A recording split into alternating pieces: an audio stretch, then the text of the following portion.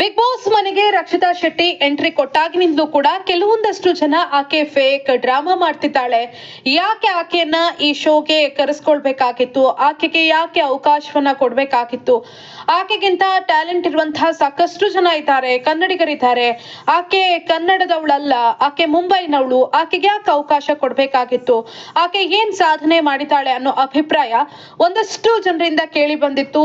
ಇನ್ನು big boss Kannada season 12ರಲ್ಲಿರುವಂತಹ ಒಂದಷ್ಟು ಸ್ಪರ್ಧಿಗಳು ಕೂಡ ಇದೇ ರೀತಿಯಾದಂತಹ ಅಭಿಪ್ರಾಯವನ್ನ ವ್ಯಕ್ತಪಡಿಸಿ ಆಕೆಯನ್ನ ನಿರಂತರವಾಗಿ ಟಾರ್ಗೆಟ್ ಮಾಡುವಂತಹ ಕೆಲಸವನ್ನ ಮಾಡ್ತಾನೆ ಇದ್ರು. ಇನ್ನು ರಕ್ಷಿತಾ ಶೆಟ್ಟಿ ಅವರು ಸೀಕ್ರೆಟ್ ರೂಮ್ಗೆ ಹೋದ ಬಳಿಕ, ಅಲ್ಲಿಂದ ಬಂದ ಬಳಿಕ ಆಕೆ ಬಗ್ಗೆ ಒಂದಷ್ಟು ಜನ ನೆಗೆಟಿವ್ ವಿಚಾರಗಳನ್ನ ಸ್ಪ್ರೆಡ್ ಮಾಡುವಂತಹ ಕೆಲಸವನ್ನ ಮಾಡ್ತಾ ಇದ್ದಾರೆ. ಒಂದಷ್ಟು ಜನರಿಗೆ ಆಕೆ ಸೀಕ್ರೆಟ್ ರೂಮ್ಗೆ ಶಿಫ್ಟ್ ಆಗ್ತಾ ಇದ್ದಂತೆ ಆಕೆ ಎಷ್ಟು ಸ್ಟ್ರಾಂಗ್ ಆಗಿರುವಂತ ಕಂಟೆಸ್ಟೆಂಟ್ ಅನ್ನೋದು ಅರಿವಾಗಿದೆ. ಹಾಗೇನೆ ಆಕೆಗಿರುವಂತಹ ಫ್ಯಾನ್ ಫಾಲೋಯಿಂಗ್ ಇರ್ಬೋದು, ಸೋಷಿಯಲ್ ಮೀಡಿಯಾದಲ್ಲಿ ಆಕೆಗೆ ಸಿಗ್ತಾ ಇರುವಂತಹ ಸಪೋರ್ಟ್ ಅನ್ನ ನೋಡಿದಂತ ಒಂದಷ್ಟು ಜನ ಆಕೆಯ ಬಗ್ಗೆ ಒಂದಷ್ಟು ನೆಗೆಟಿವ್ ವಿಚಾರಗಳನ್ನ ನಿರಂತರವಾಗಿ ಪ್ರಸಾರ ಮಾಡುವಂತ ಕೆಲಸವನ್ನ ಮಾಡ್ತಾ ಇದ್ದಾರೆ.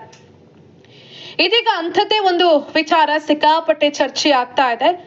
ನಿನ್ನೆ ಲೈವ್ ನಲ್ಲಿ ರಾಶಿಕಾ ಜೊತೆ ಮಾತನಾಡುವಂತಹ ಸಂದರ್ಭದಲ್ಲಿ ರಕ್ಷಿತಾ ಶೆಟ್ಟಿ ತಮ್ಮ ಮನೆಯ ಪರಿಸ್ಥಿತಿಯ ಬಗ್ಗೆ ಹೇಳಿದ್ದಾರೆ.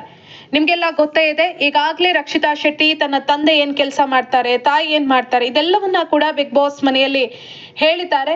ನನ್ನ ತಂದೆ ಪಾನ್ ಶಾಪ್ ಅನ್ನ ನಡೆಸ್ತಾರೆ. ಈ ಪಾನ್ ಶಾಪ್ ನಲ್ಲಿ ದಿವಸಕ್ಕೆ ಅಂದಾಜು ಒಂದು ಉದಾಹರಣೆ ಪ್ರಕಾರ 1000 ರೂಪಾಯಿ ಅವರಿಗೆ ಇನ್ಕಮ್ ಬಂದ್ರೆ ಅದರಲ್ಲಿ 500 ರೂಪಾಯಿಯನ್ನ ಅವರು ಅಲ್ಲಿರುವಂತಹ ಥಿಂಗ್ಸ್ ಗಳಿಗೋಸ್ಕರ ಖರ್ಚು ಮಾಡ್ಬೇಕಾಗತ್ತೆ. ಅಂದ್ರೆ ಪಾನ್ ಶಾಪ್ಗೆ ಐಟಮ್ಸ್ ಏನ್ ಬೇಕಾಗಿರುತ್ತೆ ಅದನ್ನ ಖರೀದಿ ಮಾಡೋದಕ್ಕೆ ಬಳಕೆ ಮಾಡ್ಬೇಕಾಗತ್ತೆ.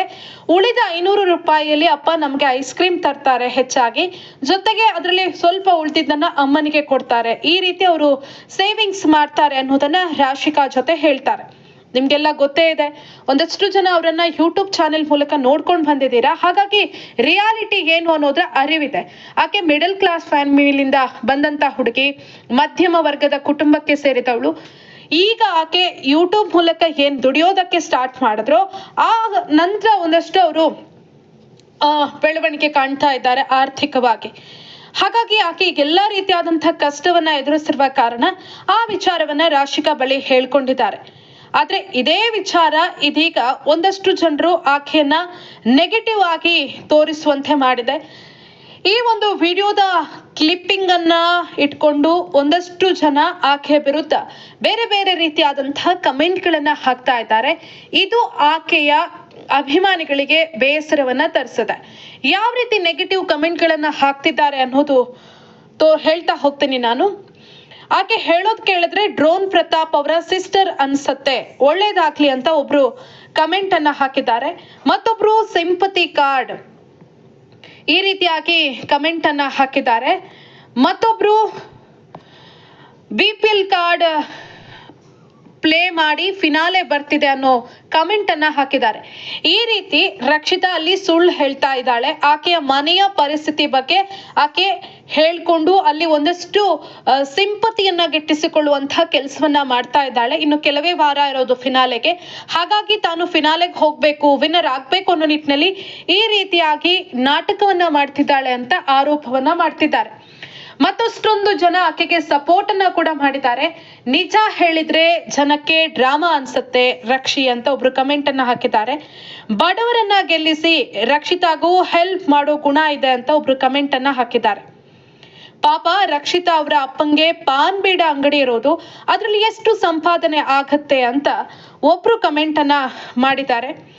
ಮತ್ತೊಬ್ರು ಪಾಪ ರಕ್ಷಿತಾ, ಅವಳ ಅಪ್ಪಂಗೆ ಪಾನ್ ಬೀಡ ಅಂಗಡಿ ಇರೋದ್ರಿಂದ ಕಷ್ಟ ಆಗತ್ತೆ ಅಂತ ಕಮೆಂಟ್ ಅನ್ನ ಹಾಕಿದ್ದಾರೆ. ಮಿಡಲ್ ಕ್ಲಾಸ್ ಅವರಿಗೆ ಇದು ರೆಸ್ಪಾನ್ಸಿಬಿಲಿಟಿ, ರಿಚ್ ಪರ್ಸನ್ಗೆ ಇದು ಸಿಂಪತಿ ಕಾರ್ಡ್ ಅಂತ ಒಬ್ರು ಕಮೆಂಟ್ ಅನ್ನ ಹಾಕಿದ್ದಾರೆ. ಸಾಕಷ್ಟು ಜನ ರಕ್ಷಿತಾ ಅವರ ಅಭಿಮಾನಿಗಳು ಈ ಬಗ್ಗೆ ಬೇಸರವನ್ನ ಹೊರಹಾಕಿದ್ದಾರೆ. ರಕ್ಷಿತಾ ಹೇಳಿದ್ದು ಸತ್ಯವನ್ನೇ ಹೇಳಿದ್ದಾಳೆ. ಒಂದು ಪಾನ್ ಶಾಪ್ ನಲ್ಲಿ ಎಷ್ಟು ಆದಾಯ ಬರೋದಕ್ಕೆ ಸಾಧ್ಯ, ಆಕೆ ಹೇಳಿದ್ದು ಸತ್ಯ ಅಲ್ವಾ, ಅದ್ರಲ್ಲಿ ಏನು ಸುಳ್ಳಿದೆ ಅನ್ನೋದನ್ನ ಹೇಳಿದ್ದಾರೆ. ಬಹುತೇಕರು ಈ ರೀತಿ ಕಮೆಂಟ್ ಹಾಕೋದಕ್ಕೆ ಪ್ರಮುಖ ಕಾರಣ ರಕ್ಷಿತಾ ಶೆಟ್ಟಿ ಮುಂಬೈನಲ್ಲಿ ಫ್ಲಾಟ್ ತೆಗೆದುಕೊಂಡಿದ್ದಾಳೆ. ಫ್ಲಾಟ್ ತೆಗೆದುಕೊಳ್ಳೋದಕ್ಕೆ ಆಕೆಗೆ ಹಣ ಇದೆ. ಇಲ್ಲಿ ಅಪ್ಪನ್ಗೆ ಸಂಪಾದನೆ ಇಷ್ಟು ಅನ್ನೋದು ಯಾಕೆ, ಇದು ಸಿಂಪತಿಗಲ್ವಾ ಅನ್ನೋ ವಿಚಾರದಲ್ಲಿ ಈ ರೀತಿ ಆಕೆಯನ್ನ ನೆಗೆಟಿವ್ ಆಗಿ ಹೇಳ್ತಿದ್ದಾರೆ. ಆದ್ರೆ ಬಹುತೇಕರಿಗೆ ಸತ್ಯಾಂಶ ಗೊತ್ತಿದೆಯೋ ಗೊತ್ತಿಲ್ವೋ ಈ ರೀತಿ ಕಮೆಂಟ್ ಹಾಕುವವರಿಗೆ ರಕ್ಷಿತಾ ಶೆಟ್ಟಿ ತಾನೇ ದುಡ್ದು ಒಂದು ಫ್ಲಾಟ್ ಅನ್ನ ಖರೀದಿ ಮಾಡಿತು, ಅದು ಕೂಡ ಲೋನ್ ಮಾಡಿ ಖರೀದಿಸಿದ್ದು ಅಂತ ಅವ್ರ ಅಜ್ಜಿ ಈ ಹಿಂದೆ ಸಂದರ್ಶನದಲ್ಲಿ ಹೇಳ್ಕೊಂಡಿದ್ರು. ಆಕೆ ಯೂಟ್ಯೂಬ್ ಮಾಡಿ ಪಾಪ ಒಂದಷ್ಟು ದುಡ್ಡನ್ನ ಸೇವ್ ಮಾಡಿ ಆ ದುಡ್ಡಲ್ಲಿ ಫ್ಲಾಟ್ ಅನ್ನ ಖರೀದಿ ಮಾಡಿತು. ಇನ್ನು ರಕ್ಷಿತಾ ಶೆಟ್ಟಿ ಕೂಡ ಹೇಳಿದ್ದಾರೆ, ಯಾಕೆ ಅವ್ರು ಸಿಂಪಲ್ ಆಗಿರ್ತಾರೆ, ಬಟ್ಟೆಗೆ ಜಾಸ್ತಿ ಯಾಕೆ ಖರ್ಚು ಮಾಡೋದಿಲ್ಲ ಅಂತ. ಸುಮ್ನೆ ಬಟ್ಟೆಗೆ ದುಡ್ಡು ಹಾಕಿದ್ರೆ ಅದು ವೇಸ್ಟ್ ಆಗತ್ತೆ, ಹಾಗಾಗಿ ಅನಗತ್ಯ ಖರ್ಚು ಮಾಡಬಾರ್ದು ಅಂತ ರಕ್ಷಿತಾ ಅದೆಲ್ಲವನ್ನ ಕೂಡ ಸೇವಿಂಗ್ಸ್ ಅಂತ ಮಾಡಿಕೊಂಡು ಒಂದು ಫ್ಲಾಟ್ ಅನ್ನ ಖರೀದಿ ಮಾಡಿದ್ದು. ಹಾಗಂತ ಪೂರ್ತಿ ದುಡ್ಡನ್ನು ಕೂಡ ಆಕೆ ಹಾಕಿಲ್ಲ. ಎಷ್ಟು ತನ್ನಲ್ಲಿ ಸೇವಿಂಗ್ಸ್ ಇದೆಯೋ ಆ ಸೇವಿಂಗ್ಸ್ ಅನ್ನ ತೆಗೆದುಕೊಂಡು ಆಕೆ ಒಂದು ಫ್ಲಾಟ್ ಅನ್ನ ಖರೀದಿ ಮಾಡಿದ್ದು, ಮಿಕ್ಕಿದ್ದು ಲೋನ್. ಈಗಲೂ ಕೂಡ ಆಕೆ EMI ಕಟ್ತಾ ಇದ್ದಾರೆ. ಹೀಗೆಲ್ಲ ಇದ್ರೂ ಕೂಡ ಆಕೆಯ ಬಗ್ಗೆ ನೆಗೆಟಿವ್ ಕಮೆಂಟ್ ಹಾಕಿರೋದು ಸಾಕಷ್ಟು ಜನರಿಗೆ ಬೇಸರವನ್ನ ಮೂಡಿಸುತ್ತೆ. ಒಂದಷ್ಟು ಜನ ನೀವೇನೇ ನೆಗೆಟಿವ್ ಕಮೆಂಟ್ ಹಾಕಿದ್ರು ಕೂಡ ರಕ್ಷಿತಾ ಬಗ್ಗೆ ನಮ್ಮ ಒಪಿನಿಯನ್ ಚೇಂಜ್ ಆಗಲ್ಲ, ಯಾಕಂದ್ರೆ ನಾವು ಆಕೆಯನ್ನ ನೋಡ್ತಾ ಬಂದಿದ್ದೀವಿ. ಬಹುತೇಕ ವಿಚಾರವನ್ನ ಆಕೆ ವಿಡಿಯೋ ಮೂಲಕ ತೋರಿಸಿದ್ದಾರೆ. ಮುಚ್ಚಿಟ್ಟಿದ್ದು ಅನ್ನೋದು ಯಾವುದೂ ಇಲ್ಲ, ಹಾಗಾಗಿ ನಮ್ಗೆ ಆಕೆ ಬಗ್ಗೆ ಗೌರವ ಇದೆ. ಇನ್ನು 25 ವರ್ಷಕ್ಕೆ ಆಕೆ ಇಷ್ಟೆಲ್ಲ ಸಾಧನೆ ಮಾಡ್ತಾಳೆ, ಅಪ್ಪ ಅಮ್ಮನಿಗೋಸ್ಕರ ಒಂದು ಮುಂದೆ ಮನೆ ಬೇಕು ಅನ್ನೋ ಕಾರಣಕ್ಕೆ ತಾನೇ ದುಡ್ದು ಒಂದು ಮನೆಯನ್ನ ಖರೀದಿ ಮಾಡ್ತಾಳೆ ಅಂದ್ರೆ ಆಕೆಗಿರುವಂತಹ ಜವಾಬ್ದಾರಿ ಎಂಥದ್ದು. ಆಕೆಯ ಬಗ್ಗೆ ಈ ರೀತಿ ನೆಗೆಟಿವ್ ಕಮೆಂಟ್ ಮಾಡೋರು ಈ ಆಂಗಲ್ ಅಲ್ಲಿ ಯಾಕೆ ಯೋಚನೆ ಮಾಡಲ್ಲ? ಆಕೆ ಸಿಂಪತಿ ಕಾರ್ಡ್ ಅಂತ ಹೇಳುವ ನೀವು ಆಕೆ ತೆಗೆದುಕೊಂಡಂತ ಆ ಮೆಚೂರ್ ನಿರ್ಧಾರದ ಬಗ್ಗೆ ಯಾಕೆ ಮಾತಾಡ್ತಿಲ್ಲ ಅನ್ನೋ ಅಭಿಪ್ರಾಯವನ್ನ ವ್ಯಕ್ತಪಡಿಸ್ತಾ ಇದ್ದಾರೆ. ಸದ್ಯಕ್ಕೆ ಫಿನಾಲೆ ಹತ್ರ ಬರ್ತಾ ಇದ್ದಂತೆ ರಕ್ಷಿತಾ ಅವರನ್ನ ನೆಗೆಟಿವ್ ಆಗಿ ತೋರಿಸ್ಬೇಕು ಅನ್ನೋ ನಿಟ್ಟಿನಲ್ಲಿ ಸಾಕಷ್ಟು ಜನ ಒಂದಷ್ಟು ಅಭಿಪ್ರಾಯಗಳನ್ನ ವ್ಯಕ್ತಪಡಿಸ್ತಿದ್ದಾರೆ. ಕೆಲವೊಂದು ಕಮೆಂಟ್ಗಳನ್ನ ಗಮನಿಸಿದಾಗ ಅನ್ಸತ್ತೆ ಅವರಿಗೆ ಎಷ್ಟು ಜ್ಞಾನದ ಕೊರತೆ ಇದೆ ಅಂತ. ರಕ್ಷಿತಾ ಶೆಟ್ಟಿ ಮುಂಬೈನವಳು, ಆಕೆಗೆ ಕನ್ನಡ ಬರಲ್ಲ, ಆಕೆಗೆ ಯಾಕೆ ನಾವು ಸಪೋರ್ಟ್ ಮಾಡಬೇಕು? ಕನ್ನಡದ ರಿಯಾಲಿಟಿ ಶೋಗೆ ಆಕೆ ಯಾಕೆ ಬರ್ಬೇಕಾಗಿತ್ತು? ಮರಾಠಿ ಶೋಗಳಿಗೆ ಹೋಗ್ಬಹುದಾಗಿತ್ತು ಅಂತ. ನಾವು ಕೂಡ ಬಹುತೇಕರು ಕರಾವಳಿ ಭಾಗದವ್ರು ಇರ್ಬೋದು ಅಥವಾ ಉತ್ತರ ಕರ್ನಾಟಕ ಭಾಗದವ್ರು ಇರ್ಬೋದು, ಎಲ್ಲೋ ಇರ್ಬೋದು. ಹಾಗಂತ ಅವರು ಒಂದು ಬೇರೆ ರಾಜ್ಯಕ್ಕೆ ನಾವೆಲ್ಲ ಹೋಗಿ ಕೆಲಸ ಮಾಡಿದ ತಕ್ಷಣ ನಾವು ಆ ರಾಜ್ಯದವರೇ ಆಗ್ತೀವ? ರಕ್ಷಿತಾ ಅವರ ಉದಾಹರಣೆಯನ್ನೇ ತೆಗೆದುಕೊಳ್ಳಿ. ಆಕೆ ಹುಟ್ಟಿದ್ದು ಕರಾವಳಿಯಲ್ಲಿ, ಬೆಳೆದಿದ್ದು ಮುಂಬೈಯಲ್ಲಿ. ಆಕೆಯ ಅಪ್ಪನ ಕೆಲಸಕ್ಕೋಸ್ಕರ ಅವ್ರು ಅಲ್ಲಿ ಜೀವನ ನಡೆಸಬೇಕಾಗತ್ತೆ, ಆಕೆ ಅಲ್ಲೇ ಓದಬೇಕಾಗತ್ತೆ, ಅಲ್ಲೇ ಬೆಳಿಬೇಕಾಗತ್ತೆ, ಕನ್ನಡ ಕಲಿಯುವಂತ ಅವಕಾಶ ಸಿಗೋದಿಲ್ಲ. ನಾವು ಕೂಡ ನಮ್ಮ ಅಪ್ಪ ಅಮ್ಮ ಹೊರ ರಾಜ್ಯದಲ್ಲಿದ್ದಾಗ ಅವ್ರ ಜೊತೆ ಅಲ್ಲಿ ಹೋದಂತಹ ಸಂದರ್ಭದಲ್ಲಿ ಅಲ್ಲೇ ಓದನ್ನ ಮುಂದುವರಿಸಿದ್ರೆ ನಮ್ಮ ಭಾಷೆ ಕೂಡ ಅದೇ ರೀತಿ ಆಗ್ತಾ ಇತ್ತು. ಈ ಒಂದು ಸಿಂಪಲ್ ವಿಚಾರವನ್ನ ಕೂಡ ಅರಿತುಕೊಳ್ಳದೆ, ಆಕೆಯ ಹಿನ್ನೆಲೆ ಗೊತ್ತಿಲ್ಲದೆ ಕಮೆಂಟ್ ಮಾಡೋದು ಸಾಕಷ್ಟು ಅವರ ವ್ಯಕ್ತಿತ್ವ ಏನು ಅನ್ನೋದನ್ನ ತೋರ್ಸತ್ತೆ. ಕಮೆಂಟ್ ತಪ್ಪುಗಳಿದ್ದಾಗ ಮಾಡೋದು ಸಹಜ, ಹಾಗಂತ ರಕ್ಷಿತಾ ಮಾಡಿದ್ದೆಲ್ಲವೂ ಕೂಡ ಸರಿ ಅಂತ ನಾವು ಹೇಳೋದಿಲ್ಲ. ಆದ್ರೆ ಕೆಲವೊಂದು ವಿಚಾರದಲ್ಲಿ ಸುಖಾಸುಮ್ಮನೆ ಆಕೆಯನ್ನ ಟಾರ್ಗೆಟ್ ಮಾಡೋದು, ಆಕೆಯ ಬಗ್ಗೆ ಸರಿಯಾಗಿ ತಿಳಿದುಕೊಳ್ಳದೆ ಮಾತನಾಡೋದು ನಮ್ಮ ವ್ಯಕ್ತಿತ್ವ ಏನು ಅನ್ನೋದನ್ನ ತೋರ್ಸತ್ತೆ. ಹಾಗಾಗಿ ನಾವು ಕಮೆಂಟ್ ಮಾಡುವಾಗ ಅವರ ಬಗ್ಗೆ ನಾವು ಕಮೆಂಟ್ ಮಾಡಿ ಏನೋ ಸಾಧನೆ ಮಾಡಿದೀವಿ ಅಂತ ಅನ್ಕೋತೀವಿ, ಆದ್ರೆ ನಾವು ಬರೆಯುವಂತಹ ಪ್ರತಿ ಅಕ್ಷರದಲ್ಲಿ, ನಾವು ಹಾಕುವಂತ ಪ್ರತಿ ಕಮೆಂಟ್ ನಲ್ಲಿ ನನ್ನ ವ್ಯಕ್ತಿತ್ವ ಏನು ಅನ್ನೋದು ಕೂಡ ಗೊತ್ತಾಗತ್ತೆ.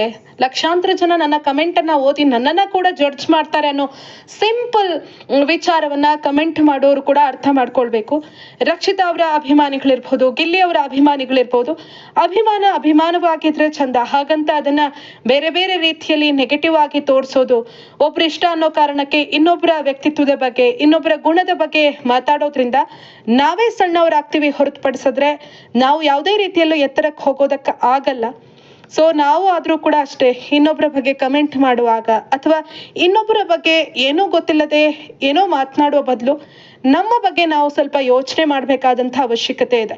ಸೊ ವೀಕ್ಷಕರೇ, ನಿಮ್ಗೇನ್ ಅನಿಸ್ತು ಈ ವಿಡಿಯೋದ ಬಗ್ಗೆ ಅನ್ನೋದನ್ನ ಕಮೆಂಟ್ ಮಾಡಿ. ಹಾಗೇನೆ ಯಾರು ಇದುವರೆಗೂ ನಮ್ಮ ಯೂಟ್ಯೂಬ್ ವಾಹಿನಿಯನ್ನ ಸಬ್ಸ್ಕ್ರೈಬ್ ಮಾಡದೆ ಈ ವಿಡಿಯೋವನ್ನ ನೋಡ್ತಾ ಇದ್ರು ಅವರೆಲ್ಲರೂ ಕೂಡ ಸಬ್ಸ್ಕ್ರೈಬ್ ಮಾಡಿ. ಹಾಗೇನೆ ಈ ವಿಡಿಯೋ ಇಷ್ಟ ಆದ್ರೆ ನಿಮ್ಮವರ ಜೊತೆ ಶೇರ್ ಮಾಡಿ.